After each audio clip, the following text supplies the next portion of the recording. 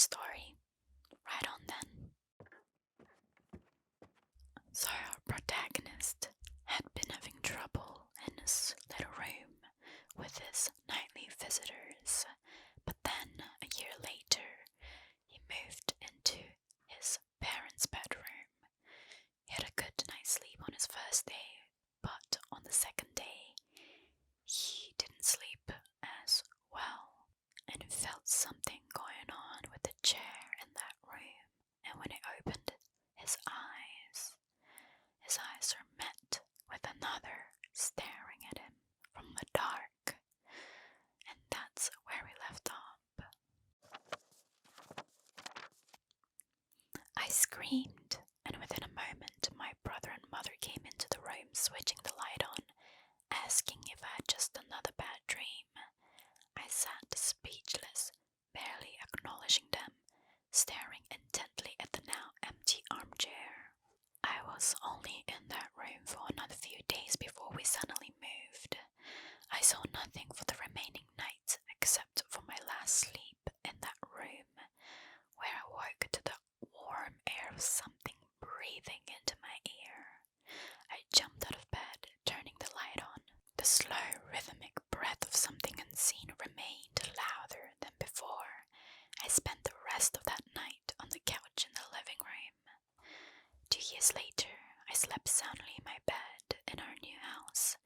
There had been no other incidents, and I was sure I'd left behind whatever strangeness had plagued me in that little average suburban home.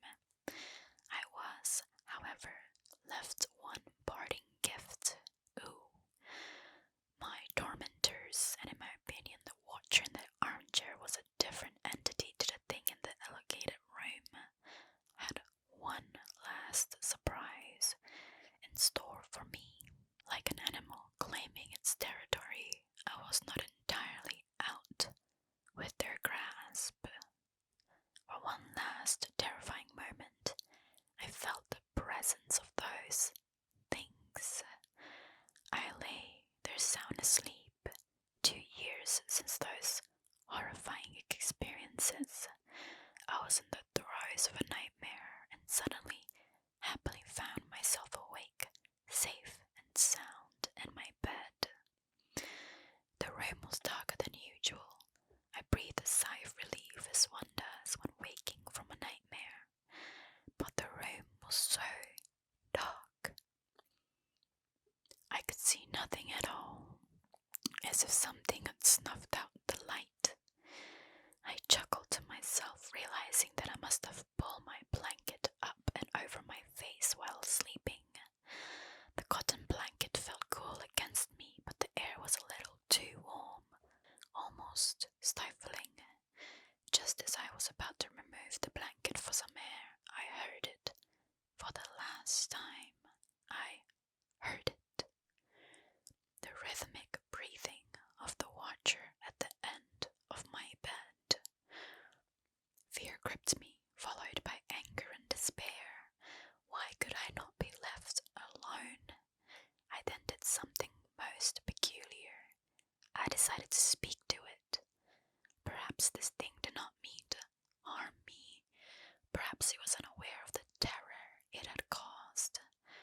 Surely a young boy deserved some mercy.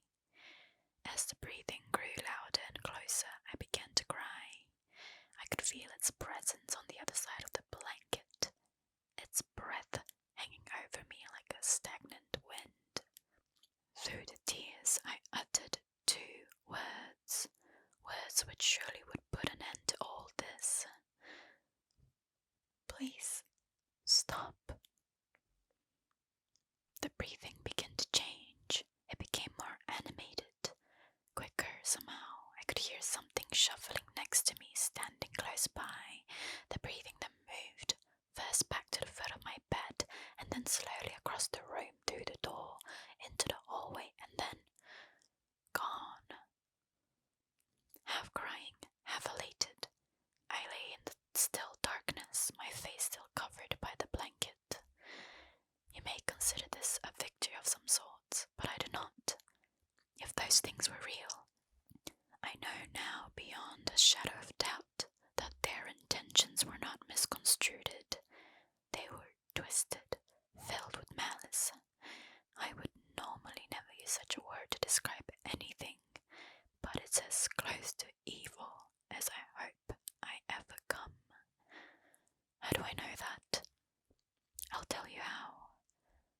seconds after that thing seemed to have left the house, something pressed forcefully down on top of me, pushing the blanket with great strength against my face.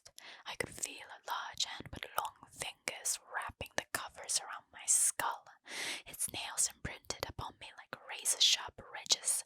I managed to slide down into the gap between the bed and the wall, quickly making my escape. Clambering and screaming out of my room, waking my family. Make no mistake, that thing in the darkness tried to smother me to death. Part 3. My fears realized. A few days ago, I submitted 2 nightmarish accounts from my childhood. Perhaps you best read them to truly comprehend what has befallen me. I have been compelled to silence, gripped by the irrational fear that somehow, even after all of those years, should I speak of it, that those things would seek me out and once again wreak havoc on my life. In the name of science and reason, I confronted those fears and set out to vanquish those tormented memories once and for all by sharing them with others, exposing them for what I believed they were, the delusion of a troubled child. I had held on to my skepticism and rationality for dear life, have allowed them to define me, but this morning I was presented with a verifiable physical evidence of what I do not know, but it cannot be ignored, and it seems strange to me that the last few days have been so tainted by apprehension and misfortune after finally breaking my silence, that I can no longer rely upon entirely conventional explanations. In the wake of sharing those traumatic experiences I had as a child, I have been plagued by an overwhelming sense of unease. Initially, I attributed this to the fear I had experienced and simply recounting and reliving those terrible events in my mind, but as the day passed, it felt like so much more. A feeling of impending doom consumed my every thought. Eric, you still doing alright? Good. While sleep came to me, rest did not. Each morning I awoke, my nerves on edge, as if deprived of sleep. Nothing overtly frightening happened during the first few nights. No visitation, no unwelcome bedfellows, no wheezing breath reaching out from deep within my bedroom walls, but I had that distantly familiar feeling of not being alone. Do not misunderstand. I did not sense someone in the room with me. I did not hear, smell, or feel anything remotely supernatural. But throughout my days and nights, I have sensed something subtle, almost on the periphery of my awareness. The feeling that something is on its way, something is coming, like the first few stagnant blasts of air from a subway tunnel, heralding the arrival of a lurching, unstoppable monstrosity, surprising yet expected.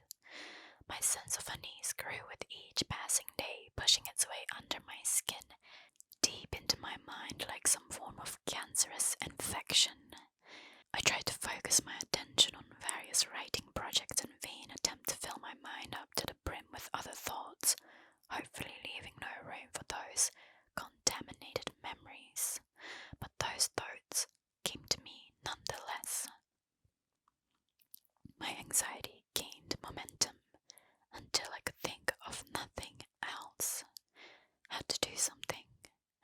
I had studied psychology for years at university. With this, I knew that anxiety is often the result of a loss of control, and that one of the most effective ways to combat is to empower oneself.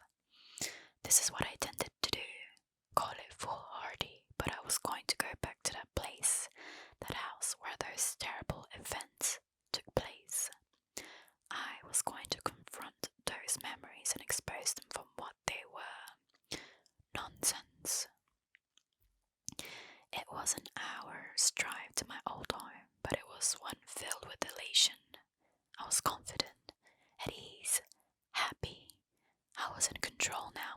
nothing was going to get in my way from showing that place I had feared my entire life was nothing but an average, humdrum, harmless little suburban house. Gleefully negotiating the country roads and then motorway, finally I made it to the city. Gradually the streets began to take on a familiar appearance. Memories of playing in that neighborhood came flooding back to me. A play park with my favorite slide, an ash pitch where we used to play football, my schoolyard filled with hide and seek and friendship long since abandoned, but never forgotten. My mind wandered through those memories like a prodigal son walking home, wandered so much so that before I realized it, I was pulling into the street where I had once lived. The road was long and disappeared far into the distance, finally entering into a sharp blind turn. It was an old neighborhood, and had been planned and built long before the advent of the car. This was evident by the narrowness of its road, creating a strangely claustrophobic feeling, as if the houses on each side rose up, leering at the passerby. I slowed my speed and cast my eye over each house that I passed. It was a uniform place, with every house looking not so dissimilar. My heart suddenly began to beat faster as a cold chill crawled up my spine. There it was. There was the house. It was late afternoon and the street was quiet, almost lonely. I stared at the little place wondering how such an ordinary home could have instilled so much fear in me. I had initially intended to only look at the house from afar, confirming it to me as a material construction, entirely explicable and removed from anything uncanny. But as I parked, I took a deep breath, and before I knew it, I was out of my car, walking towards the old metallic gate, its once bright floral shapes now darkened by age, flaking deep green paint, revealing nothing but rust underneath. I ran my fingers over its uneven top, and with a subtle gasp, I pushed it open. Walking along the path, I was shocked at how disused the garden was. I thought to myself how much of a waste of a good lawn it was, which was all but obscured by a thick mosaic of weeds and other invasive species. But as I neared the house, I realized why. It was unoccupied. Once again a shudder crept through me, but as my anxiety rose up, I crushed it with my rational mantra. The simplest of explanation is usually the correct one. I assumed that due to the current economic climate, that the house had probably just been on the market for some time, and that the owner wasn't too aware of the old sentiment that the first bite is with the eye. But as I looked around, I could see no for sale sign, nor one to let. It genuinely seemed as though this house had been forgotten, abandoned, and left to rot. The windows at the front of the house were filthy, and as such almost impossible to see through, but as I wandered around to the back of the building, I could see more clearly inside. I would have imagined that a house such as this one would be empty, but on the contrary, it was entirely occupied. Occupied by the trappings of a modern life. I could see a television sitting in the living room corner, a coffee table with magazines strewn across it, various pieces of furniture sitting as if ready to be used, and a couple of coffee cups sitting on the windowsill still full, covered in mold. I would have thought the house was lived in if it was not for a thick layer of dust lying over everything, accompanied by the occasional spider's web. It seemed as though the most recent occupants had left in a hurry and never returned. Clambering through a sea of waste high grass and bushes.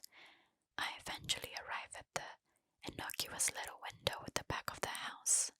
The very sight of it frightened me, but this was mere memory and not the strange feeling of being watched from within, as I had experienced as a child. Peering in, the room looked eerily familiar.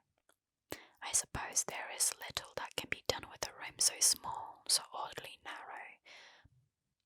But through the dirt-covered glass, the room looked almost unchanged from when I had slept in. A bed, a set of drawers, and what looked like an assortment of toys on the floor. A profound sense of anger washed over me momentarily, but I shook it quickly from my mind. The room was clearly that of a child's, and the thought of that thing harming another innocent filled me with contempt for such a thought, and within me swelled the desire to protect any child from such an abomination. As I gazed at that wall, of which a bed lay alongside it, the hairs on the back of my neck stood up. For a moment, and it was only the slightest, I thought I saw the blanket on top of the bed move. More than that, through the window pane, I could have sworn I heard a wheezing gasp. Closing my eyes tightly, I repeated another scientific mantra. Science does not owe its debt to imagination. Opening my eyes, I saw nothing but an empty bedroom.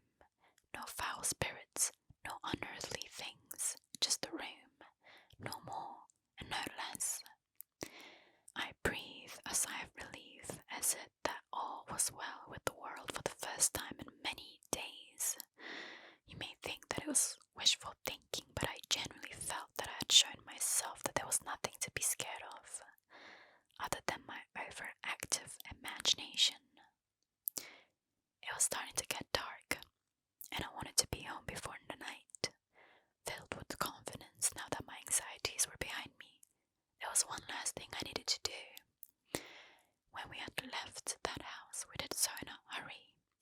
As a child, it was disorientating, even frightening to leave everything I knew behind. But there was one thing left which I always wondered about.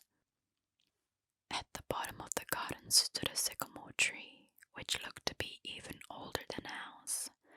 I was amazed at how unchanged it was. I had grown up, gone on to the pastures new, but the old sycamore tree still stood wise, warm, almost friendly in its appearance. I think it's a rite of passage for any child to have a place to hide things. It's often their first experience with independence, something removed from any authority figure.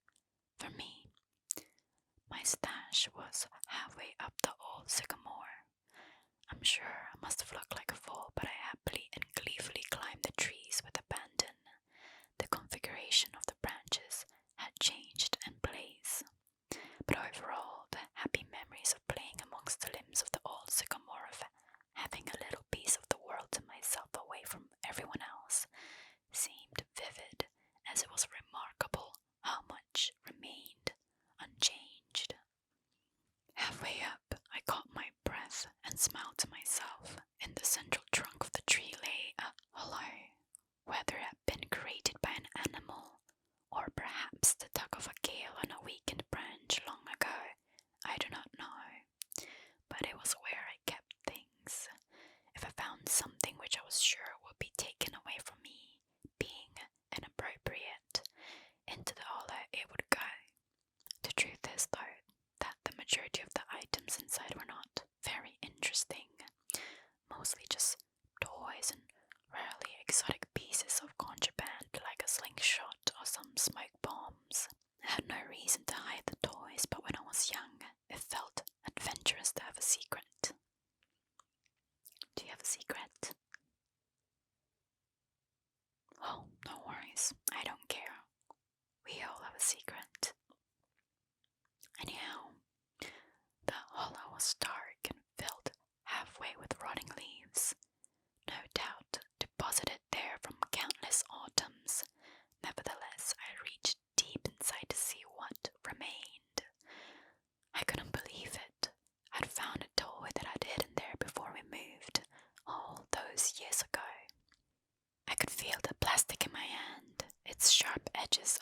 unmistakable, but the leaves and darkness of the hollow obscured its view from me as I struggled to remove it from the thick, wet mixture of rotting leaves and rainwater.